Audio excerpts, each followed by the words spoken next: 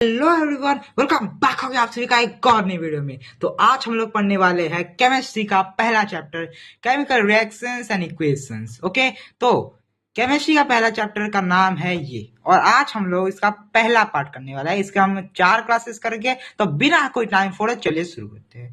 तो पहले आपको जानना है चाहिए कि चेंज क्या होता है भाई साहब।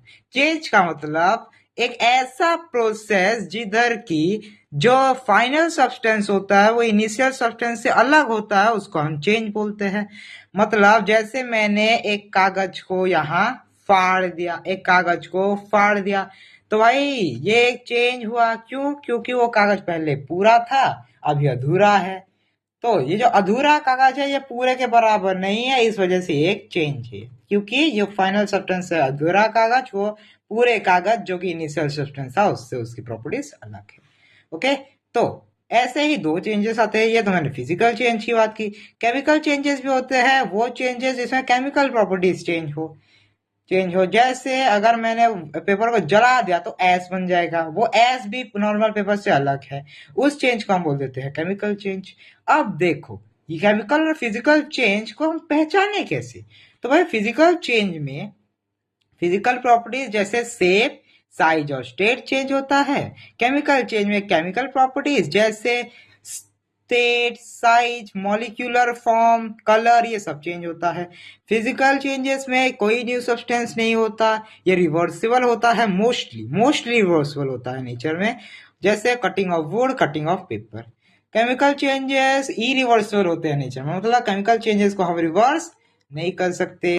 हम केमिकल चेंजेस को रिवर्स नहीं कर सकते। जैसे वुड को जलाना, पेपर को जलाना, अगर उनको जला दो तो क्या वापस पेपर बना सकते हो, लेकिन अगर उनको कट कर दो तो शायद ग्लू से चिपका सकते हो बाय इंडियन देसी जुगाड़। केमिकल रिएक्शन, अब देखो एक ऐसा रिएक्शन जहां की एक केमिकल चेंज हुआ हो उसको हम केमिकल रिएक्शन कहते हैं। एक ऐसा रिएक्शन जहां एक केमिकल चेंज हुआ हो उसको हम केमिकल रिएक्शन बोलते हैं। जैसे magnesium plus oxygen equals to magnesium oxide. Okay, जो भी रिएक्टेंट्स होते हैं, मतलब जो इनिशियल सब्सटेंसेस होते हैं उनको हम बोलते हैं रिएक्टेंट्स, और जो फाइनल सब्सटेंस होता है उसको हम बोलते हैं प्रोडक्ट्स। ओके, समझ में आया? तो अब देखते हैं बैलेंस्ड केमिकल इक्वेशन। अब देखो, सोचो आपने एक लॉ पढ़ा था क्लास 9th में, जो कि था कि law of conservation of mass. Law of conservation of mass के अकॉर्डिंग अगर आप कोई भी सब्सटेंस का मास लोगे और उसको मिक्स करोगे तो जितना जो निकलेगा वो उतने ही मास का होगा। तो उसी चीज को सेटिस्फाई करने के लिए हम बैलेंसिंग करते हैं। मतलब बैलेंसिंग का मतलब होता है रिएक्टेंट साइड जितने भी है ऑक्सीजन और मैग्नीशियम, प्रोडक्ट साइड भी उतने ही होने चाहिए। रिएक्टेंट साइड जितने हैं प्रोडक्ट साइड भी उतने ही होने चाहिए। ओके, इसी को हम बोलते हैं बैलेंस्ड इक्वेशन, जहां नंबर ऑफ एटम दोनों साइड इक्वल होने चाहिए।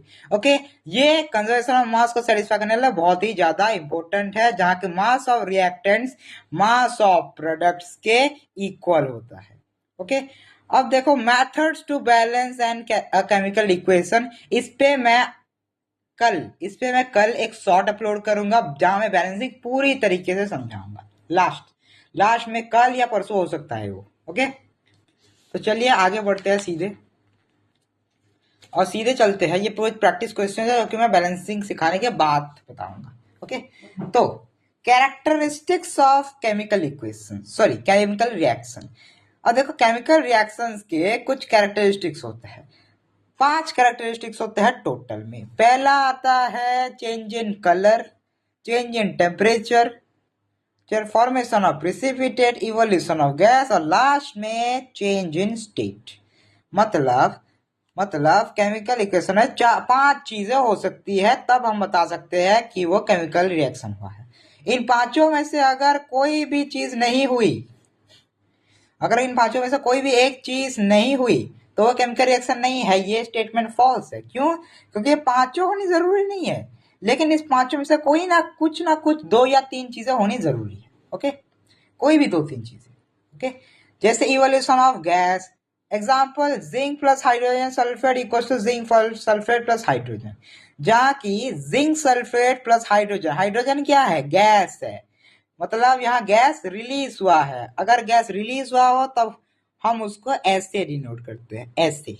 ओके, तो आप भी ऐसे डिनोट कीजिएगा। ऐसे और दो एग्जांपल्स लेके आया हूं, देख लीजिए। ये carbon plus oxygen equal to carbon dioxide, और hydrochloric acid plus sodium carbonate equal to sodium chloride plus water plus carbon dioxide. ये हम एसिड बेस में पढ़ेंगे, ये प्रॉपर रिएक्शन की ये क्या है। Okay, formation of precipitate. अब देखो, प्रिसिपिटेट मतलब एक सॉलिड रिसीड, एक सॉलिड चीज। जब हम किसी केमिकल रिएक्शन में, सोचो ये एक बेकर है, यहाँ हमने केमिकल रिएक्शन किया और उधर नीचे कुछ सॉलिड चीजें रह गई।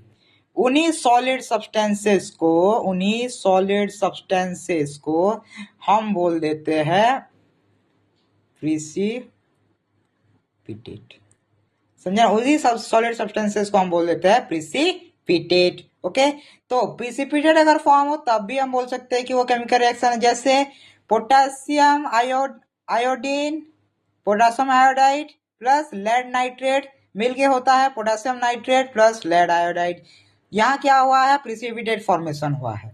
ये जहाँ की ये जो लेड आयोडाइड आपको दिख रहा है ना, ये है प्रिसिपिटेट। प्रिसिपिटेट फॉर्मेशन को हम डिनोट करते हैं इस सिंबल से, नीचे, मतलब ये नीचे फॉर्म हो रहा है। गैस ऊपर जाता है तो ऊपर, प्रिसिपिटेट नीचे आता है तो नीचे। इस ट्रिक से आप याद कर सकते हैं इसको। फिर आता है चेंज इन कलर। जैसे आप एक कॉपर सल्फेट का सोल्यूशन लीजिए और उसमें आयरन गिरा दीजिए। आप इसको टेस्ट भी कर सकते हैं। कॉपर सल्फेट का सोल्यूशन अगर आपके पास है तो ले सकते हैं, प्लस उसमें आयरन की कोई भी चीज, जैसे एक जो नाखून काटते हैं, जो नेल कटर, या कोई भी आयरन की चीज आप ले सकते हैं। उसमें अगर डाल देंगे तो आप देखिए कॉपर सल्फेट जो कि ब्लू कलर का होता है वो कन्वर्ट हो जाएगा आयरन सल्फेट में जो कि ग्रीन कलर का होता है। समझे? ऐसे ही चेंज इन कलर काम करता है। फिर आता है चेंज इन टेम्परेचर। अब देखिए, चेंज इन टेम्परेचर जो है वो दो टाइप्स का होता है। एक आता है एंडोथर्मिक, एक होता है एक्सोथर्मिक। एंडोथर्मिक का मतलब जब हमको टेम्परेचर देना पड़े, जब हमको रिएक्शन में टेम्परेचर देना पड़े खुद से, तब उसको एंडोथर्मिक बोलते हैं। और जब रिएक्शन के बाद हीट जो हीट है, एनर्जी है, वो अगर निकले तो हम उसको एक्सोथर्मिक बोलते हैं। एंडो मतलब अंदर, अंदर देना पड़ेगा। एक्सो मतलब बाहर, बाहर निकलेगा। टेम्परेचर देना पड़ेगा, टेम्परेचर अंदर देना पड़ेगा, इधर टेम्परेचर बाहर निकलेगा। एंडो एक्सो ऐसे याद कर सकते हैं। फिर एंडोथर्मिक एक का मतलब पता चल गया, एक्सोथर्मिक का मतलब पता चल गया। अब एग्जाम्पल है एंडोथर्मिक का, water plus carbon dioxide in the presence of sunlight and chlorophyll into, इसको बोलते हैं ग्लूकोज C6H12O6 प्लस ऑक्सीजन। ये हम लाइव प्रोसेस चैप्टर में जरूर कवर करेंगे इस रिएक्शन को। ओके, इसके पीछे मैं डिटेल बताऊंगा आपको, कॉन्सेप्ट बताऊंगा। फिर वाटर को हीट अगर देंगे हम तो वो हीट नहीं, एक्चुअली टेम्परेचर, ये हीट काट देना, टेम्परेचर। ओके, ये जो हीट लिखा है मैंने, इसको मैं काट दूंगा और इसकी जगह आप इलेक्ट्रिसिटी लिख सकते हैं, इलेक्ट्रिसिटी लिख सकते हैं। समझे? तो ऐसे लिख सकते हैं। फिर एक्सोथर्मिक का मतलब जहां हीट रिलीज हो, यहाँ हमने इलेक्ट्रिसिटी दी, मतलब इलेक्ट्रिसिटी एक टाइप का टेम्परेचर होता है, तो इस वजह से हमें क्योंकि इधर इलेक्ट्रिसिटी देना पड़ा तो एंडोथर्मिक। एक्सोथर्मिक मतलब जैसे कैल्शियम ऑक्साइड प्लस वाटर मिलके कैल्शियम हाइड्रोक्साइड प्लस हीट निकाला। अब हीट इधर देखेंगे तो निकली है, इस वजह से हम इसको एक्सोथर्मिक बोलेंगे। ओके, इसका एक और एग्जांपल है calcium hydroxide plus carbon dioxide equals to calcium carbonate plus water plus heat. क्योंकि ये रिवीजन है, इसके बारे में मैं डिटेल नहीं बताऊंगा। फिर आता है लास्ट जो कि होता है change in state. State change कैसे होते हैं? जैसे इसको हम बोलते हैं अमोनिया, NH3 मतलब इसको हम बोलते हैं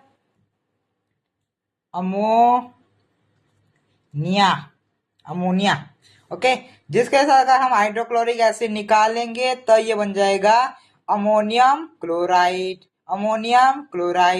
इसको हम बोलते हैं अमोनियम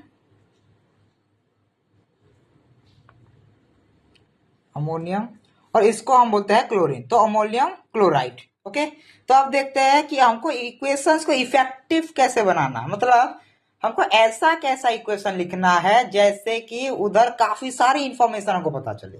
तो देखो ये है 3 तरीके।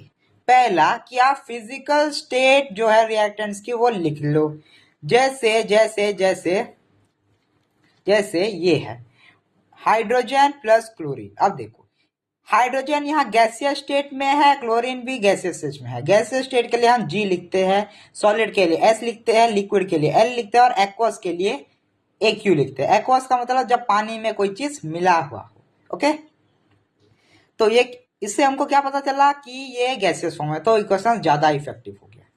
फिर दूसरा हीट चेंजेस डालने पर, जैसे हमने इधर लिख लिया हीट, मतलब हमको इधर पता चल गया कि इधर हीट रिलीज हुआ है, तो ये और इफेक्टिव बन गया। हमको पता चल गया स्टेट्स क्या है और हमको ये भी पता चल गया कि हीट रिलीज हुई है। फिर कंडीशंस, कंडीशन मतलब गैस रिलीज हुई है या गैस दी गई है। जैसे फॉर एग्जांपल यहां हमने देखा था कि हाइड्रोजन पे हमने ये सिंबल लगा दिया, ये होता है गैसेस कंडीशन। जहाँ के हाइड्रोजन पे हमने ये सिंबल लगा के ये बता दिया कि भाई इधर गैस रिलीज हुई है, हाइड्रोजन गैस रिलीज हुई है। ओके, तो भाई साहब केमिस्ट्री का आज का इतना ही। कल से हम पढ़ेंगे टाइप्स ऑफ केमिकल रिएक्शन, जहाँ पहले है combination reaction, case of calcium hydroxide जो ये वाला था। ये देखिए ये जो मैंने रिएक्शन लिखी है ये 2 कहाँ जी, वो ये 2 हाँ मिली नहीं रही थी, मैं एक गधा हूँ भाई साहब। ओके, तो ये दोनों के बारे में डिटेल जानेंगे कल।